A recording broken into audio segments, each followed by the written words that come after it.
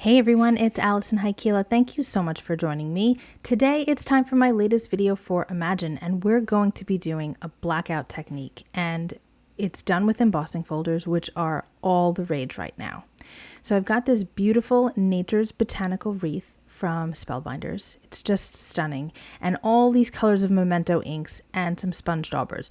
We don't need to use all of these inks. I just grabbed a bunch of colors that I wanted, and then I figured I'd play it by ear later.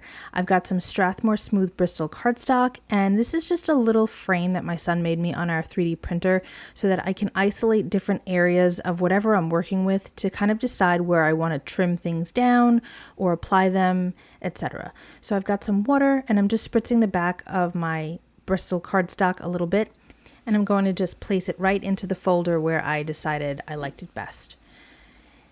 So now I'm going to run this through my die cut machine, and I've got it all set up to accept the embossing folder. Each machine is a little bit different, so follow the guides on your particular die cut machine.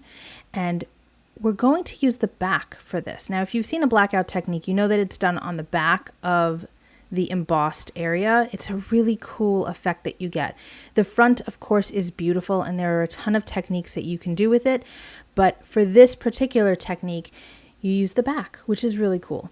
Okay, so I've got my sponge dauber, and I've got Cantaloupe Memento ink, and I'm just working with the centers of those kind of rounded flowers. I'm not sure what flowers these are, but they're beautiful. I really like them. I like all of the flowers on here. And now I'm going to move to Pistachio, and we're going to start to do the foliage. I'm going to cover all the foliage with the Pistachio, and then we're going to go in with a second green color and kind of add that to just deepen the tips a little bit. You can see it's really easy to apply this color to the Bristol cardstock, and using the sponge daubers make it really simple as well. Even though they're kind of large sponges, you can still kind of get them to apply in small areas. And don't worry about going past the flowers or the foliage or anything onto the rest of the cardstock. We're going to wind up hiding that later, and it actually creates kind of a cool halo at the end. I'm using the same green sponge dauber, and now we have Olive Grove Memento ink, and I'm just doing a little bit. And it's not even going to look like too much at the moment because it's kind of a mess right now, but once we get all of our colors laid out and we apply our ink color on top, it's going to really stand out nicely. So now I have Sweet Plum and Elderberry. These colors are so pretty. They're some of my favorites, especially that Elderberry. But the Sweet Plum with the Cantaloupe is really very striking. Purple and yellow are opposite each other on the color wheel, so they really make each other pop. So I really like to use them together, especially with flowers. So I'm still applying the color in the same way, just using that dauber on my finger and getting that color into as many of the creases as possible. And again, if you go past those edges, not a big deal. Don't worry about it. We're going to hide it later. Isn't that pretty so far? I love that.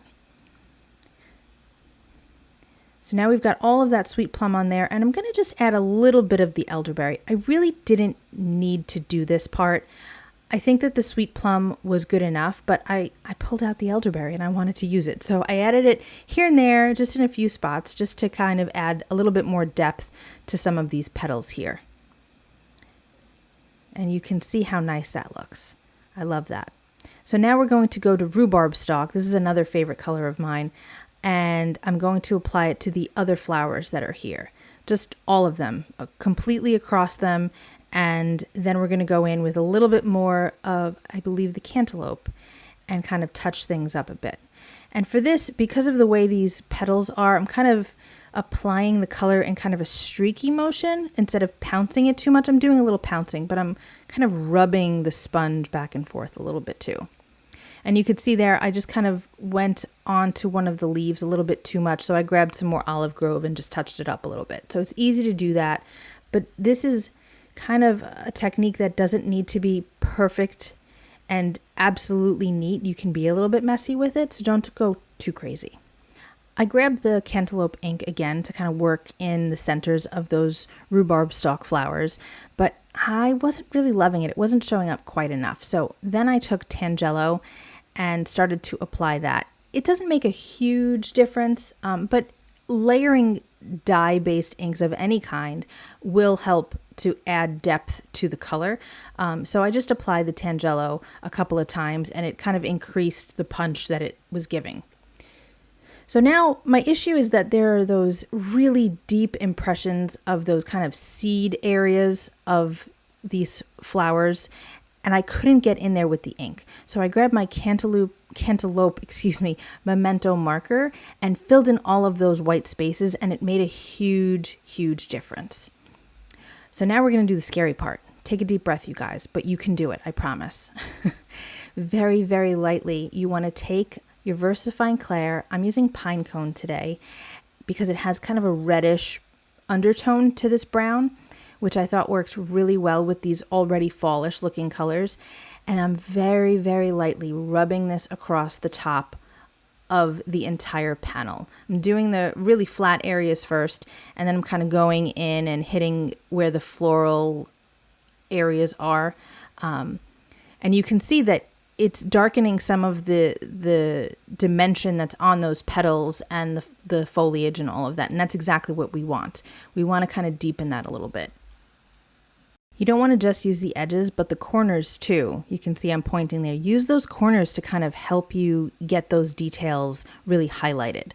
These pads are very sturdy, and it's really helpful to have a sturdy pad when you're doing this technique. Look at how cool that looks. And again, you can kind of see a halo of color, but I don't mind that at all. I think it looks great. So I have the thanks enclosed sentiments from Spellbinders. You can see that we're going to be cutting out the thanks for everything. I have that there. Plus I have some purple and yellow cardstock. I thought that would look really nice with what we've already got going. I saved you the pain of watching me glue all of this together. Not that it was painful, but you know, it's time consuming. And I'm just arranging this onto my card panel now.